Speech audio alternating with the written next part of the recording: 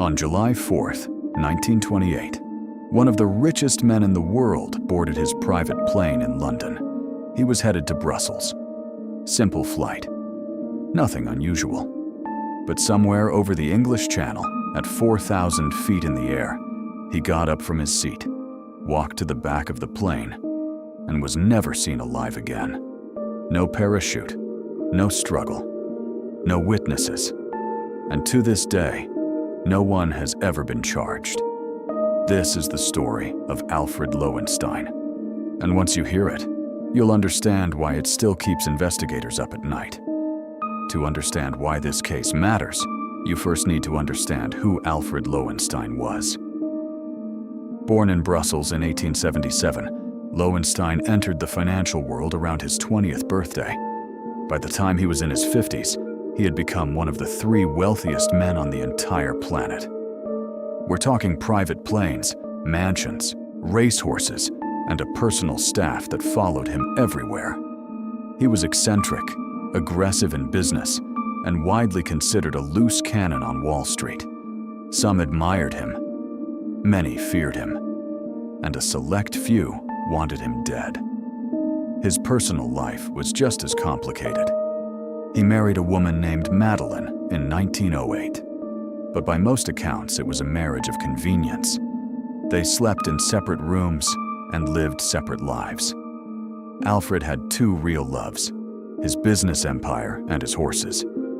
Everything else was secondary. Now let's get to the night everything changed. July 4th, 1928. Croydon Airport, just outside London. 2 black limousines pull up to a brand new Fokker F7 trimotor, Lowenstein's custom flying office. This wasn't just any plane. It had soundproofed walls, so he could dictate to his stenographers over the roar of 3 225 horsepower engines. It had an upholstered chair facing backwards at the front. And at the very back of the cabin, there were 2 doors side by side. One led to a small washroom. The other was the only exit in or out of the aircraft. 7 people boarded that plane. Lowenstein, his valet Fred Baxter, his secretary Arthur Hodgson, reportedly his closest confidant, 2 stenographers, and the flight crew, pilot Donald Drew and mechanic Robert Little. At just after 6 p.m., with perfect flying conditions, the plane took off.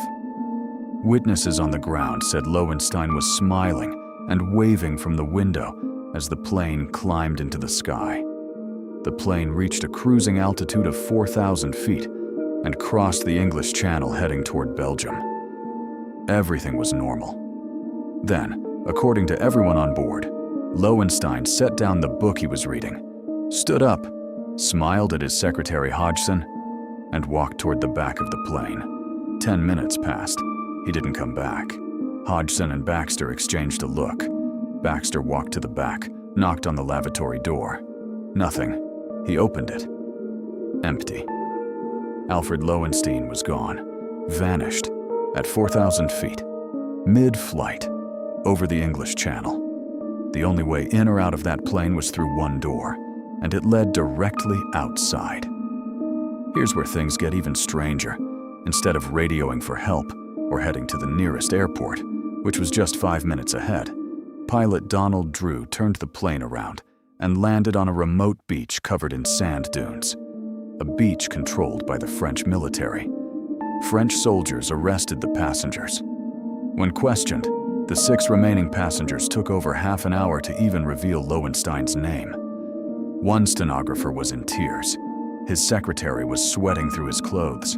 The mechanic's teeth were chattering, and when no government could agree on who had jurisdiction, the French said it happened outside their waters. The British and Belgians said the same. The investigation was quietly dropped. No country wanted to claim it. No official inquiry was ever launched. 2 weeks later, on July 19th, a French fisherman discovered a decomposing body floating in the English Channel, about 10 miles off the coast of France. The name engraved on the watch strap confirmed it. Alfred Lowenstein. The autopsy, which took an unusually long 2 months to complete, revealed something chilling. Lowenstein had a large wound in his stomach. Every single bone in his body was broken, and he was still alive when he hit the water. He had fallen 4,000 feet and survived the impact, only to drown in the English Channel. So what actually happened? There are three theories. The first is accident. Lowenstein, known for walking through the wrong doors when distracted, accidentally opened the exit door instead of the bathroom. But experts said this was nearly impossible. The two doors looked completely different. The exit had a window, the bathroom did not. And aviation experts confirmed it would take two people working together just to get the exit door open mid-flight. If that door had opened, everyone on board would have felt a massive blast of wind. Nobody reported anything. The second theory is suicide. Lowenstein was reportedly in some financial trouble at the time, but hours before the flight, he had made dinner plans for the following week. And the notes found on the plane after his disappearance were all about future business deals. Active plans. Not a goodbye. The third theory, and the one most people believe, is murder. Two people could open that door together. The crew gave contradicting stories. The pilot landed on a beach instead of an airport.